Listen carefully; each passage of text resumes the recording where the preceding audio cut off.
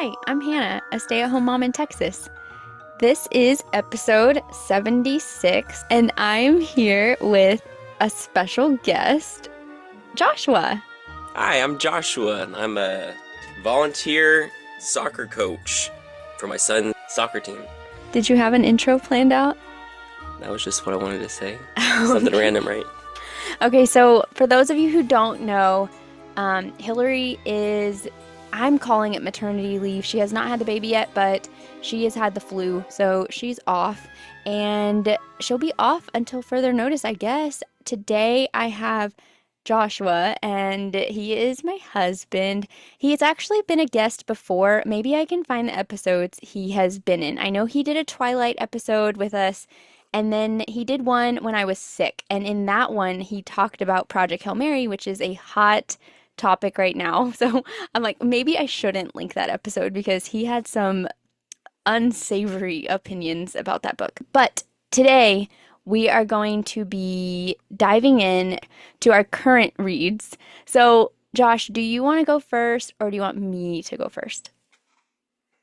Is the general idea that we're just going to talk about the book we're currently reading, I guess. So this seems pretty straightforward. Okay, so you can go first. So I am currently reading a book called Stuck in Space by Captain Barry, also known as Butch Wilmore. So this one's a pretty near and dear to my heart kind of book. It's in regards to the Starliner crewed flight test, which experienced many anomalies as it was approaching docking to the International Space Station. But it's written by the commander of the spacecraft for that. And so it's a faith-based autobiography chronicling Butch's upbringing, education, and career as a naval fighter pilot. It emphasizes how God used key events and lessons in his life to prepare him for unexpected long-duration space missions. So it's kind of interesting the way it's set up. It has 10 chapters, and it simulates a launch countdown sequence. It's T-minus 10, 9, 8, 7. And so it'll give like a brief description of an event. Right now I'm halfway through, so it's leading up to the launch of the spacecraft. And then it'll go into a deep dive into his past and how different events have prepared him for the mission and how he had to deal with the troubles that we had on that flight. How far are you in that book? About halfway through, I think. I think I just finished the T-minus 5. And do you like it so far? Yeah, I like it a lot. He's a really good storyteller, and he I want to emphasize again, it really is a faith-based book. He really emphasizes his religious upbringing, and his faith in God, and just really ties everything back into the Word of God. And so that's kind of an interesting viewpoint he has. Okay, here's my question. So when we were on our road trip, we were listening to a lot of podcasts, and we listened to one podcast where Butch was a guest. Do you feel like it overlaps, the book you're reading, does a lot of his stories overlap with the podcast that we listened to? Yeah, all the stories that he tells in the book too. So I think there was like significant overlap there. It probably was more condensed. How long was it? Like a 3-hour podcast? Yeah. So probably a more condensed version of it. He expands more on the stories, but yeah, very much. But you still like it? Yeah, still like it, and yeah, definitely if you want to listen to the podcast, kind of get an idea of what the book would be like. So Josh works in the space industry. So for people who don't work in that field, do you feel like people, do you feel like people would enjoy it even not having that back knowledge of all that? Yeah, I think you'd enjoy it. He does a pretty good job of explaining all the different events, and I'm not familiar as much in, aircraft and like fighter pilots, and he talks a lot about that aspect. He was a naval fighter pilot and test pilot, so he goes into a lot of detail about that, and that's something that's related to what I do, but not directly tied to what I do in the space industry. And that makes sense to me. But no, I think he does a good job of relating it, and a lot of it's just kind of down to earth human feelings about he does a good job of setting up the situation and then talking about relatable feelings during those events. That makes sense. Okay, so do you have anything else you want to say about that book? I know there's a lot of opinions about Starliner, and so I really appreciate having his viewpoint as the commander, the one who he had to take manual control of the spacecraft for a time before we docked. So I really appreciate his viewpoint, and it's really inspiring, both him as a father, as a husband, as a man of God, and inspiring for me as an engineer. And how I want to conduct myself. Okay, so for my current reading, as a lot of you guys know, I typically have more than one book that I read at one time, which Hilary always kind of laughs because Hilary's a one time, like a one book at a time, which I feel like Josh is also one Yeah, time. I can only handle one at a time. Okay, so for me, I have options for you. So this is like a choose your adventure. I have three different options that you can pick from. So I'm going to tell you the options, and then you can tell me which one you want to hear about. First one, a murder mystery. Second one, an outdoorsy rom-com. Third option is a historical fiction based on a true story. Let's go with the outdoorsy rom-com. What? That's the last one I expected you to ask about. Why is that? I don't know. I thought you were gonna pick the historical fiction, and so it's funny. I prepared like full explanations for the two that he did not pick. So here I go. Okay, so the outdoorsy rom-com. It is The Great Outdoors by Kayla Olsen. This book comes out in the summer, so I'm reading it early. The premise of this book is interesting because the main character, she has a boyfriend and she wants to go to a summer trip to Italy. And he is like, "No, that's not what I want to do. I want to go on a hike, like a I don't know, like an excursion hike where you're hiking for like 2 or 3 weeks out with like a wilderness guide and everything." And so she is like, "That's not what I wanted to do. I planned all this trip in Italy, whatever, whatever." And he's like, "You would not even survive on a wilderness hike. You're just too high maintenance." And he breaks up with her. I mean, that was like his reasoning for breaking up with her. He's like, "You're too high maintenance," and that's what he told her. So she decides she's gonna go on this wilderness hike excursion. And so she signs up for this trek. It starts out where she's proving it to him.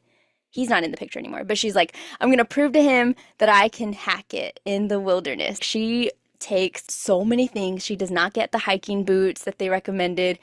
It's almost like a Legally Blonde feeling, the pink pen. Like she brings makeup, she brings like a coffee espresso pour over, three different nail polishes and all this whatever for her hiking. As the book goes on, it embraces the fact that she is just like a type A personality and kind of how there's not really like something wrong with that.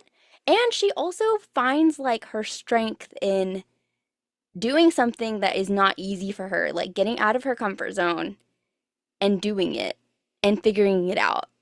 And I really liked it. And I kind of relate because I have been told that I am high maintenance. Yeah, so that I had two questions after that synopsis. So one, yeah, do you relate with her in that sense, and do you feel like you could do a hiking excursion like that, 2 week out, camping sort of deal? How would you feel about that? Okay, so first of all, I think it's insulting to be high maintenance. We see it that way, but like as I was reading the book, I did relate to her a lot. Somebody got a scratch or something, scraped up, and she was like, "Oh, I have band-aids. Like I have a first aid kit," or like someone needed a flashlight. She had the flashlight. Like she has all these different things. And then at some point in the journey, she starts to kind of like question, well, did I really need, XYZ, and just learning about like herself and how some of those things are just like her comfort things and some of them are like her being prepared, like her personality, where she wants to be prepared. She wants to be helpful to other people and all the things. And also like coming to terms with you can't prepare for everything. And so, I mean, I related to her a lot, but at the same time, yeah, no, I was thinking this and I'm like, I don't think I could do it. That's so long to be in the wilderness. And I was talking to our son about this and I was like, would you want to go? He's 7. I said, "Would you want to go on a wilderness hike for 2 weeks?" And he was like, "No." And I'm like, "Why?" And he said, "Bears and," what did he say? Bears beats Battlestar Galactica. He said, "Bears and wolves, Mom." And I said, "No, no, no. Like for me, it would be, I think, no bathrooms and no showers." Poop in the ocean. No, no, no. I want to say, when you were talking about her like pulling all the stuff out of the backpack, like Hermione's bag or something like that. Yeah, it really was. Hannah is like that. She is ultra prepared. I've said before, like a lot of times in our relationship, I'll come up with like, here's this big thing that we should do, and Hannah's really good at executing it. and making sure that we have a smooth journey while we're doing it. We went on a big road trip over spring break, and we did like 3,000 miles in the car. And she was the passenger seat mom who's like, I got the Yodos for the kids, I got the snacks, and keeping them good to go. And I feel like our trip went really smoothly because you've got a lot of that preparation. So I appreciate that aspect of you. But yeah, obviously this is a book where she's being tested in a limit where you can't prepare for everything. But I had a second question for you. You said it was a rom-com. Mm-hmm. Right now, your description kind of feels like a women's fiction or women. What's the word for that? Yeah, women's fiction. So it felt like, and I'm wondering, now I need to look it up, how the author markets it, because it felt like a movie rom-com. And the reason why I would say rom-com is because... Where's the romance? Does she fall in love with the tour guide? Okay. Who does she love? Yes, so the wilderness guide, we get his story too. So we have her story we're following, but then the wilderness guide, he has his own journey, and like and this is where the com comes in also for the rom-com, because they're with a group. There's two co-leaders, which is the wilderness guide. He is the love interest, one of them. And the other co-leader, they have bad history. So it's two guys, and they have bad history. They're not friends. And the group of people that are on this trek, I think there's like 10 people, I don't know. But oh my gosh, there were so many moments in this book that I'm reading it thinking, wow, these people are surrounded by idiots, because at every turn, somebody's making some stupid decision. One of the hikers is doing something stupid, not listening. Like if they said, don't do this, this is not safe. And then you have dummy over here going and doing it anyway. So it's like corralling cats. Like that's kind of where to me, there were some like comedic parts. But yes, the wilderness guide is the love interest. I think it's a fun read and a really quick read. But because it's a wilderness tour, I don't even know what it's called, a hike, the book is spanning like 2 weeks. And that's so quick for me to form a deep relationship. I think the book did a good job, and I think she did as good as it was going to be.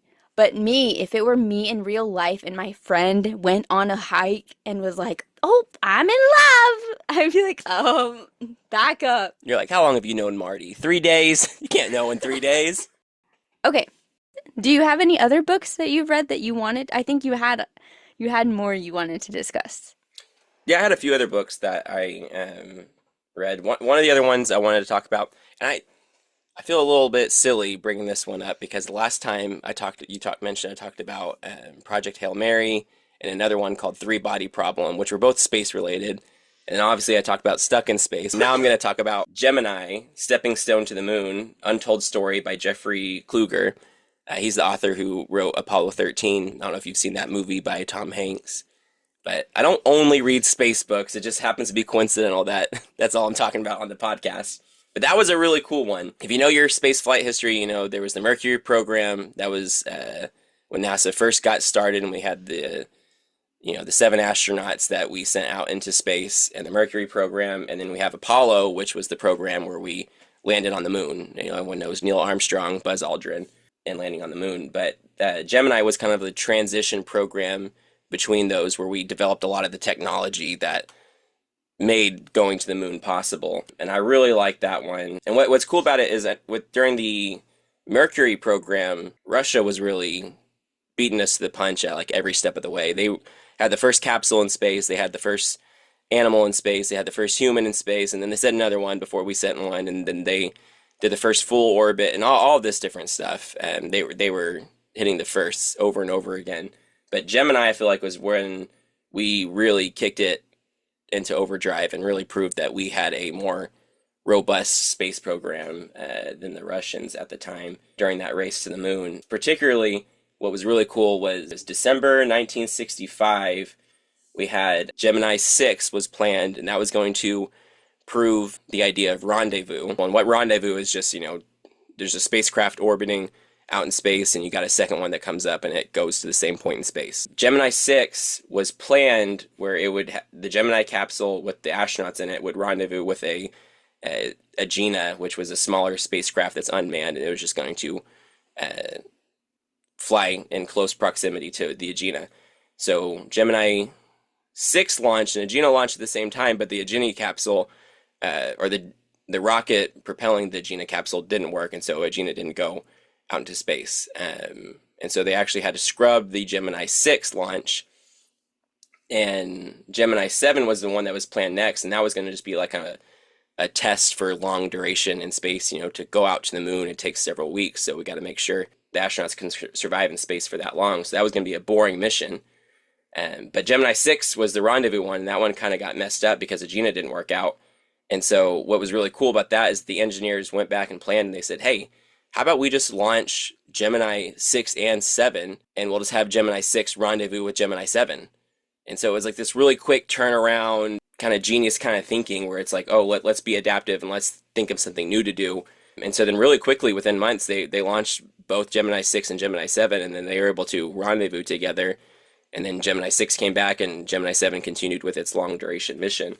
And so it was just really cool to see how that program worked and how they were able to do things like so quickly and develop that technology really, and test that technology really fast. Whereas, thinking about, the program I'm on with Starliner, we've had 3 flights over the course of 6 years, whereas this was like flights every few months. And that's really the posture that NASA's trying to go now, especially with the Artemis program.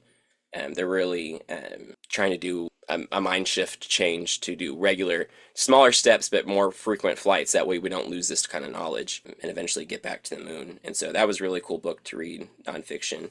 Another one that I finally finished was Great Expectations by Charles Dickens. And if you guys know me, you know that I like Charles Dickens a lot, especially A Christmas Carol. I've read Oliver Twist, which was really cool. I just like his language and how he writes in that one. And Great Expectation follows Pip. He's an orphan apprenticed to a blacksmith who unexpectedly receives a fortune from a secret benefactor to become a gentleman in London. And so he abandons his humble roots for high society, and so kind of gets real self-important real fast and starts, burning bridges and then trying to advance his life in London. And things kind of fall apart for him in the end. But this was a really hard book for me to get into. It took me a long time. I think I read that over a course of like Months. 2 or 3 years. Years? I think my so, God. yeah. Okay. I'd pick it up and then put it back down, pick it up, put it back down. Yeah, you definitely read totally different books than I do. But here's my segue. You did finally read 56 Days. I have been trying to make Joshua read 56 Days since, for years. Yeah, because you read that one and immediately like, I want you to read this, I want you to read this. And Okay. So quickly, you don't have to do a whole deep dive. Did you end up enjoying it? Because it seems like your books that you pick, they are either nonfiction or sci-fi? No, I would say classics. You have had a few sci-fi though, classics, but nonfiction, yeah, sci-fi. I like some sci-fi stuff. I don't know. so this was different though. So how did you overall feel about it? Were you like, okay, did it meet your expectations? Did it below your expectations or above your expectations? I think it met my expectations. I think I went into expecting it to be. I knew you liked it a lot, so I expected it to be at least a decent book. I didn't think it would be like my cup of tea particularly, and it kind of wasn't. I feel like it was kind of like a Disney ride where it's like it's got this kind of slow build up. We're telling this story, and then there's like this adventure bumpy ride at the end. Yeah. But what was hard for me, and Hannah told me this, because hard for me is like, Hannah, I don't like these people, and I don't want them to end up together. And if you've heard her talk about the book, I mean, it starts out where someone's dead, so it's a murder mystery, and she's like, Josh, you're not supposed to like them, like someone got killed, so you're not supposed to really like them. And so that was hard for me, where it's like I don't like either of these two characters. Well, we also had to explain the unreliable narrator. There was this one day that he had been reading, and he's like, hold on, she knew this and she pretended she didn't know, or I don't know what he said. And I was like, yeah, that's a thing, like that's called an unreliable narrator. And he was like, well, I don't like it. She's lying. Or I don't know what. It was funny. Yeah, and I mean, there's like, goodness, I don't want to. Mm-mm. I don't want to spoil. No I'm not. I'm gonna spoilers. spoil this. I want to kind of spoil a different What? movie talking about the Prestige, where it's like you go through that whole movie Mm. not understanding what's really going on until the end when you get this key piece of information that it's like, oh, now the whole movie makes sense. Yeah. So I feel like there's a way to do it without like it's maybe hard to do in a book form, but because you're required to be very descriptive, and so if you're going to omit a piece of information, it's going to be more obvious that you lied or you didn't give that information. Whereas a movie, it's like things are just kind of you're just watching them and seeing them happen. So maybe not having a piece of information feels more subtle. As he was reading it, I was like, he's allowed to have his opinions. Really, he's allowed to have his wrong opinions. Yeah. But it was just, I just felt, I think the biggest thing that I didn't like is just it felt icky, just the way they were. It kind of starts with this instant love, and it's like immediately, shacking up. I mean, Josh just doesn't read any romance, and that's That's fine. true. Yeah, so that's my first intro to that topic. All right, so next, I mean, we don't really have like a full topic like we normally do. So I have some questions, and then we'll see where that goes. And then we'll wrap it up. Okay, Hilary had a question, and she wanted to know, we were talking last week about POVs, perspectives in books, and Hilary was talking about a book that had a male POV. And she's like, I don't know, sometimes I feel like I don't like a male POV. Do I prefer a female POV? And then I was kind of talking about, because it just depends. I said, I feel like there's a lot of male POVs in certain genres that maybe we are not reading. So like in sci-fi, or I said in like thrillers, like suspenseful thrillers, like not Mission Impossible, because I know that's not a book, but like Jack Reacher or Tom Clancy. You know what I'm talking about? Yeah. Yeah. Do you feel like in the books you read, is it mostly male POVs? I would say for nonfiction, yeah, but for fiction reads that you do. Do you notice one or the other? I feel like the books I like the best are third person. So it's like an omniscient narrator telling the story.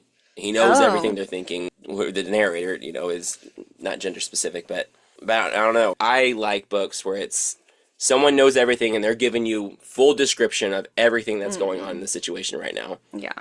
And doing it really well. Charles Dickens. Okay. Someone else, I got a few questions from people online. What is your guess for Hannah's top favorite 3 books? The 56 Days is on there, is up in the top 3. Bond of Briars, is that the one that you really like? What's the author's name? I can't believe I'm forgetting her name. Erin Phillips. Erin Phillips, yeah, so definitely her. The Society of Women, what is that one? The Wisteria Society of Lady Scoundrels. Did I hit it? Is that 3 for 3? I mean, yeah, I would say those are pretty accurate. There's at least 3 in your top 10, probably Okay. 3 in your top 5. And then, okay, this is a good question. Someone asked, do you read as much as Hannah does? No. If not, how do you spend your time while she's reading? All right, so there's 2 answers to this question. One, you've got to recognize I am not as fast of a reader as Hannah. Hannah reads very fast. Me, I'll sit down for 30 minutes and I'll be able to get 10 pages done. She'll have almost finished the whole book. But no, so Hannah, I feel like, correct me if I'm wrong, probably the prime 2 times you read would be during the day, during the nap, or after like we've watched TV at night before bed. Would that be when you get the bulk of your reading done? Yes, I would also throw in, like if I wake up at 5 a.m., there's a good chunk of reading in the morning before everybody was. So when people are asleep. Generally, Hannah does, wake up early than me, so yeah, she may have some more time in the morning, and I think she'll stay up later reading, and I'll fall asleep.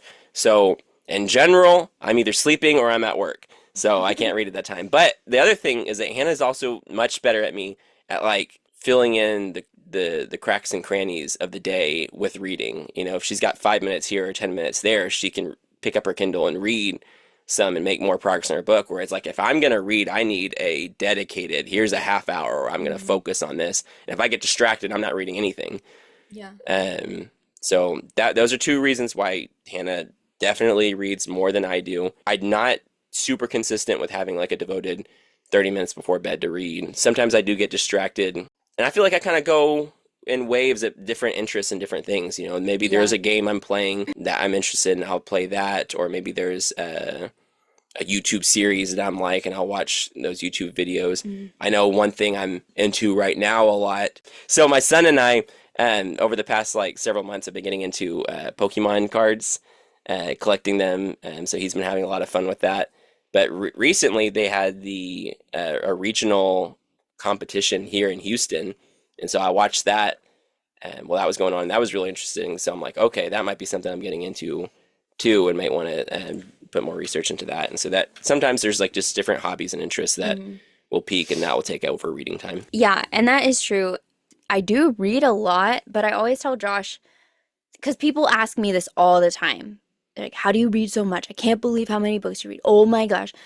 And a lot of times, I mean, yes, I'm a stay-at-home mom, so that is 100% part of it. And then, like Josh said, I wake up really early. I stay up pretty late, and that is a big chunk of time. And I do tell, I feel like I have started being sassy sometimes. And I do tell people, I'm like, think of how much time you spend on your phone. Like, your phone will actually tell you now how much time you spend on your phone, like scrolling. I know it's like a thing where people are like, oh, don't waste time scrolling. But seriously, if you think about how much time you spend on your phone, whether that be YouTube, Instagram, Facebook, whatever, creating reels or creating book content, if you're a bookstagrammer, all the things that you do on your phone. I don't do a lot of those things.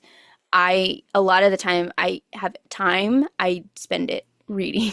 So that is where a lot of it comes. And then me and Josh still do hang out. We've been watching Lost, rewatching the whole series. So we do watch like 1 or 2 episodes every day, I feel like. And two on the weekend, maybe. If we're really feeling risky and want to stay up till 10. Our quote that we say is that if the clock says 8, it's not too late. So right now it says 8:36, so we got to finish this podcast in the next 20 minutes so we can watch our episode. I know. So anyway, my point is that I do read a lot, but I do value time together too. And also, something that I know me and Hilary have talked about a lot of my reading is not audiobook. It's not like I'm just here with Josh listening to audiobooks all the time. Like, I read, with my eyeballs. So, audiobooks is one thing that I recently got into. Yeah, which you should talk about that, because so I don't. I read the book 1776, and it was about the kind of the first year of the war, of the Revolutionary War, and talking about a lot of the luck and divine intervention that George Washington and his army had to be able to have the successes they had that first year. But I listened to that on audiobook on my way home from work, so I have like a 25-minute commute-ish. So I was able to finish that within 2 weeks. Yeah. Yeah, we did talk about that, because when we do road trips, we do audiobooks actually, and that is one way I do enjoy audiobooks. When we've been driving, we've done like a few Narnia books that way. I think didn't we do a Harry Potter that way at some point? Probably.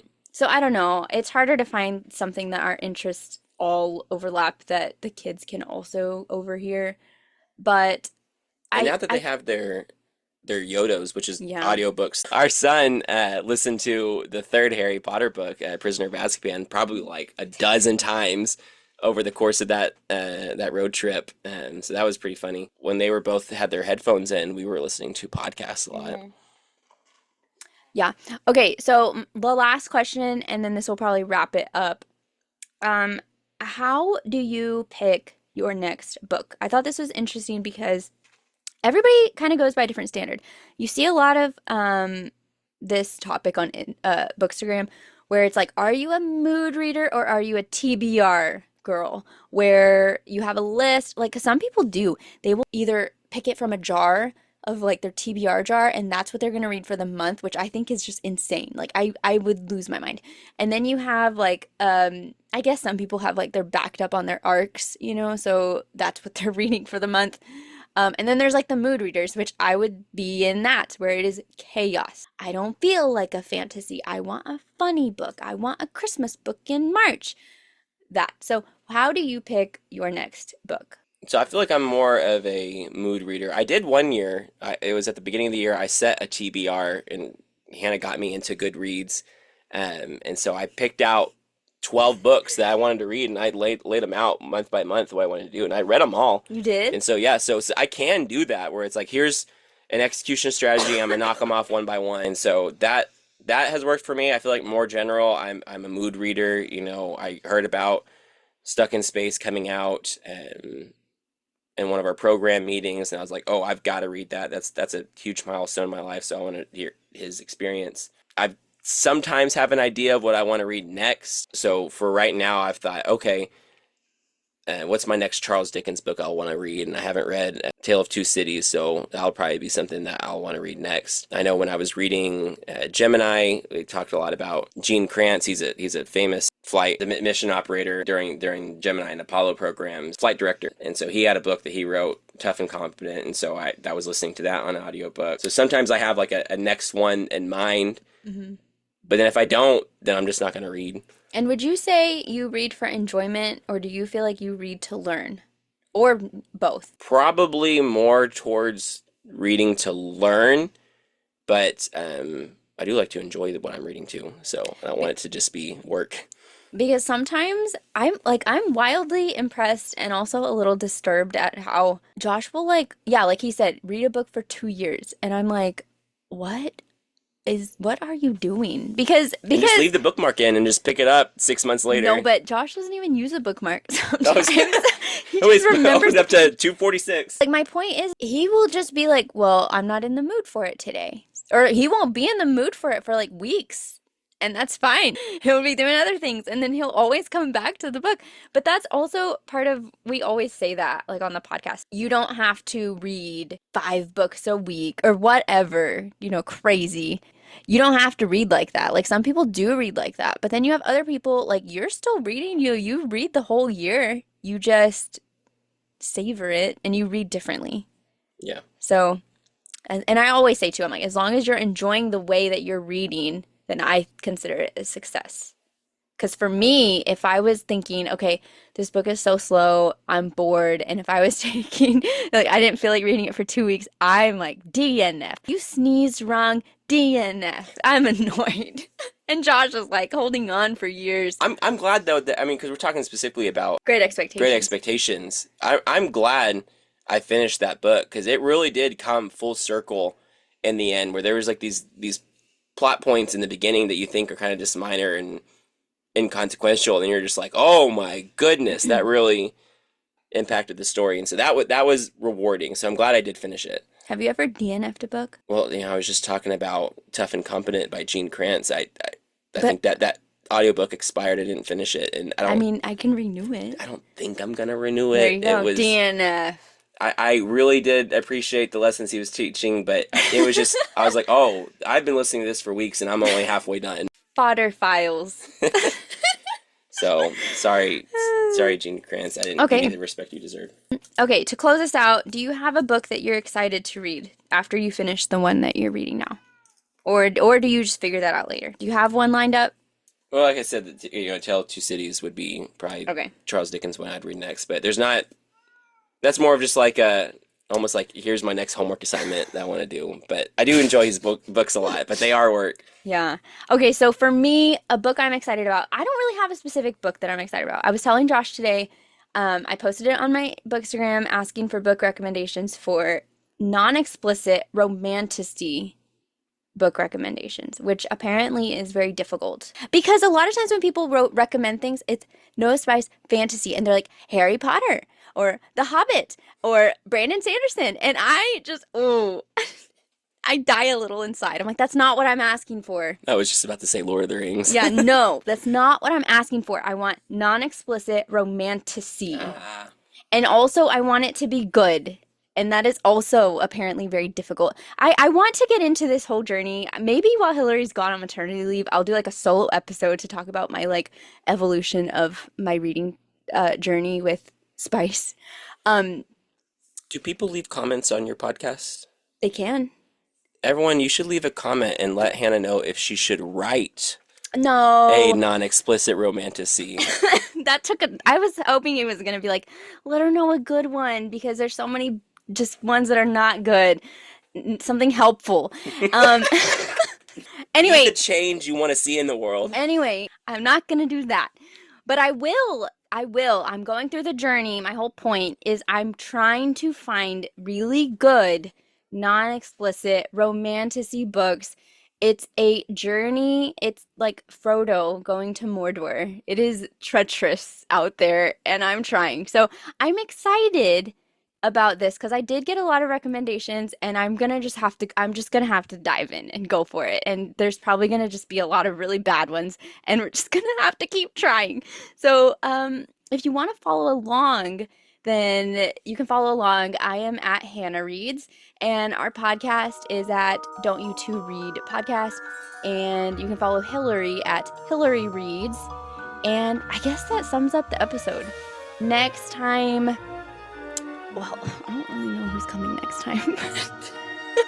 Me again. Anyway, that's all. Let us know in the comments what you thought about today's episode. And you can find us for our Shortlist Saturday on our Instagram. Catch up there, and we will see you guys next time. Bye. Bye.